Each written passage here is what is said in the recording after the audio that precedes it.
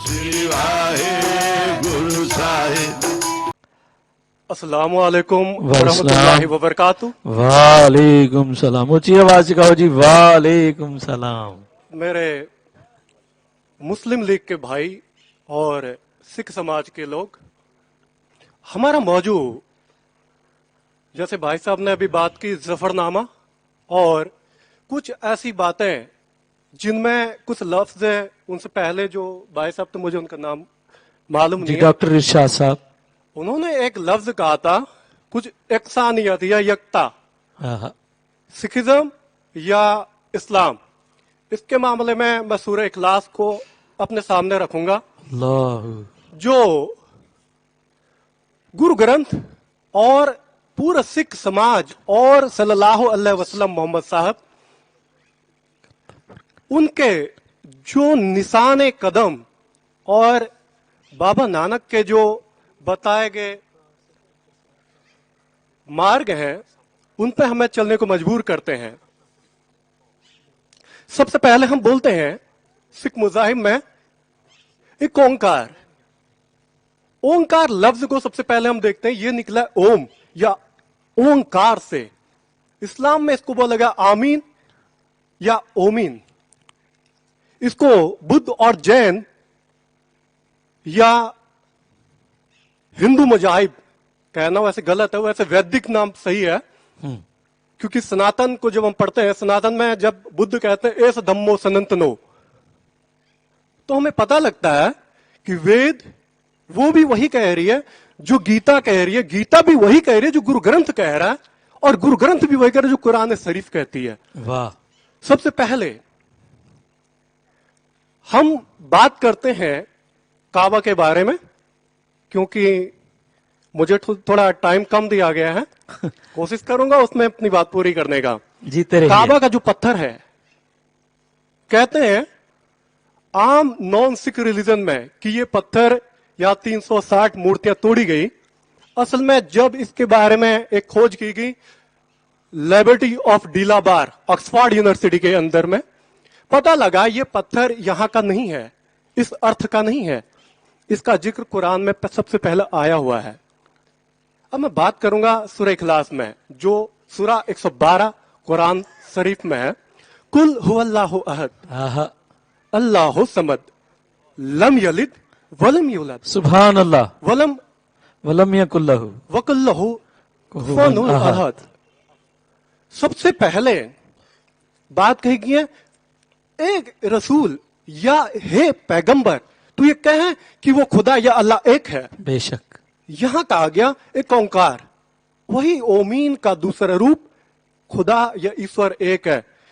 जब हम पढ़ते वेदांत, अक्सर सनातन को मानने वाले कुछ लोगों ने वेदांत का अर्थ किया है ब्रह्मसूत्र या वेद का निचोड़, बल्कि वेदांत का अर्थ है जहां समस्त ज्ञान का अंत हो जाए। इसलिए वहां कहा गया अद्वैत, जो एक तो नहीं दो भी मौजूद नहीं है। इस मामले में उसको अद्वैत यानी कि जो अद्वितीय है, दो नहीं पर एक हम कह नहीं सकते, एक कहते दूसरे का आभास है। अब बात करते हैं कि इस्लाम में मूर्ति पूजा हराम है, हम अच्छे से जानते हैं। और जो सिख मुजाहिब से हैं, बेशक उन्होंने कुरान शायद पढ़ी ना हो,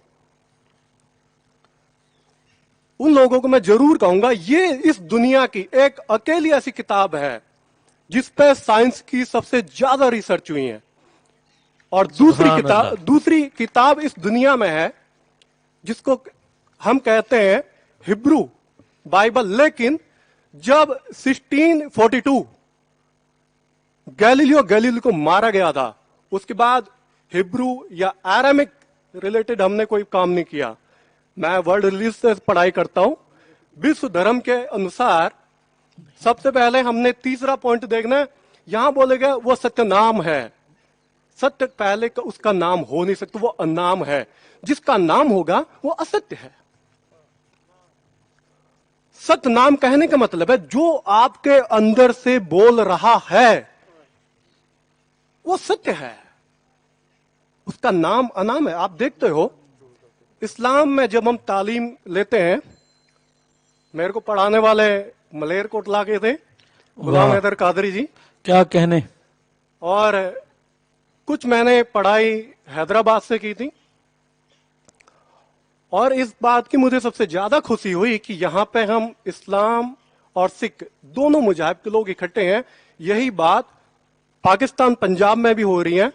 मैं यही कहूंगा अगर हम मिल के वहां तक ये काम करें तो हम काफी आगे जा सकते हैं। इंशाल्लाह। आगे कोशिश करता हूं। बात कही गई कर्ता पुरख। इस्लाम में कहा गया सब कुछ पैदा करने वाला वो अल्लाह ताला है। यहां कहा गया, वैसे कर्ता पुरख के 3 डेफिनेशन यहां पर आंसर दिए हैं। पहला है तमस, रजस और सतस। मैं इसके 3 और गहरे अर्थ दूंगा। ज्ञान शक्ति, इच्छा शक्ति और क्रिया शक्ति जो सर्वत्र में विद्यमान है, वो एक अद्वितीय ऐश्वर्य से परिपूर्ण ईश्वर है।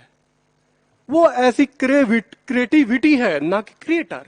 अगर क्रिएटर करेंगे किसी का अंत हो जाएगा। इस मामले में साइंस हमसे ऊपर है, क्योंकि साइंस की थ्योरी से इस दुनिया में कुछ भी मरता नहीं। जब हम फर्स्ट टाइम मैटर को तोड़ा था, मैटर को हमने 98 पार्ट्स में तोड़ा। सेकंड टाइम हमने तोड़ा 112, 112। और थर्ड टाइम हम तोड़े हैं 3 पार्ट्स में, इलेक्ट्रॉन, प्रोटॉन और न्यूट्रॉन। हम पढ़ते हैं सेमिटिक रिलीजन, वो भी कहता है ट्रिनिटी। और सनातन मुजाहिब कहता है उसको त्रिदेव। और यहां उसको हमने नाम दिया है पैदा करना, पालना, और तीसरा कुछ तथाकथित लोग कहते हैं वो मारना, लेकिन मारना नहीं, अपने आप में मिलाना। वाहिगुरु। मैटर के 5 तत्वों से हमारा शरीर बना है। यूनिवर्स क्रिएशन इन 5 से हुआ है। अगर हम बॉडी को जलाए नहीं, दफन कर दें, छोड़ दें, ये 5 में व्यवस्थित होगा। और दूसरी चीज, अगर हम कहें कि वो मार देता है, मैं आपको एक रेत का कण देता हूं, आप मुझे उसको मिटा के दिखाओ, कभी मिट नहीं सकता, वो ट्रांसफॉर्म होगा। इसको कहते हैं फोटोसिंथेसिस। इस मामले में हम क्वांटा जी। थ्योरी के अकॉर्डिंग हम हार जाएंगे साइंस से। साइंस है पदार्थ का ज्ञान जो वो शरीर के बाहर ही है, किसी दूसरे सेकंड फॉर्म से। और हम है ना सेकंड ना फर्स्ट, हम है सेंटर के। जो नानक लफ्ज है, नानक लफ्ज का मीनिंग है जो आर न पार, जो है सम। और अब बताऊंगा मोहम्मद शब्द का अर्थ। मोहम्मद शब्द निकला हमद से। हमद का अर्थ है जो प्रशंसा के लिए बना हो। और पैगंबर का अर्थ है जो कोई मैसेज लाया हो उस एकांत शून्य या प्रकाश से जो हम लोगों के बीच में देता है, या पदार्थवादियों को देता है। जी। इसका मतलब बनता है एक ऐसा मैसेंजर जो प्रशंसा के लायक है। क्यों? क्योंकि उसने अपने अंतस चेतन से, अगर हम चेतन कह रहे हैं, चेतन में यह ध्यान देना जरूरी है, हमारा मन चेतन और अचेतन में तब बटा हुआ है।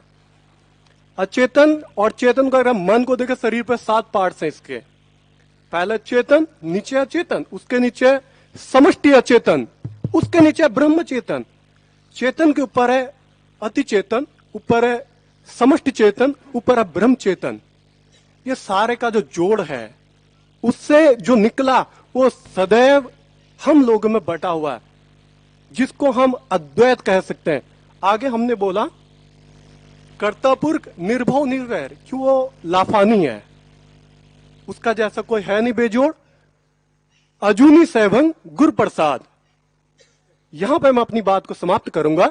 अजूनी, जो किसी भी जननेंद्री से पैदा ना हुआ। अब डाउट आता है अमीबा और पैराप्लाज्मा, वो भी कभी पैदा नहीं होते हैं किसी जननेंद्री से, तो फिर वो क्या है? जी। अब सवाल आ चुका है, कई लोग जो कदम एथिस्ट हैं, एथिस्ट के लिए हम महावीर का स्यादवाद से इसको समझ सकते हैं। ज्यादा टाइम ना होने की वजह से मैं इस बात को थोड़ा शॉर्ट में लूंगा।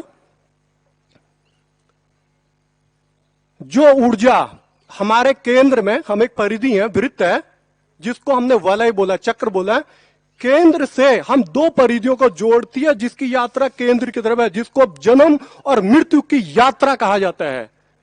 वो जो ऐसा परमात्मा है, वो गुरु की टोटलिटी को स्वीकार करके हमें मिलता है। तो मैं यहीं पर अपनी बात बहुत समाप्त शुक्रिया करूंगा और उम्मीद करता हूं आप ऐसे ही सिख मुस्लिम भाईचारे के लिए काम करेंगे और आगे के लिए इस एकता मिशन को बढ़ाते चलेंगे। जी जी शुक्रिया। अल्लाह हाफिज और वाहिगुरु जी का खालसा वाहिगुरु जी की वाहिगुरु जी की फतेह। सत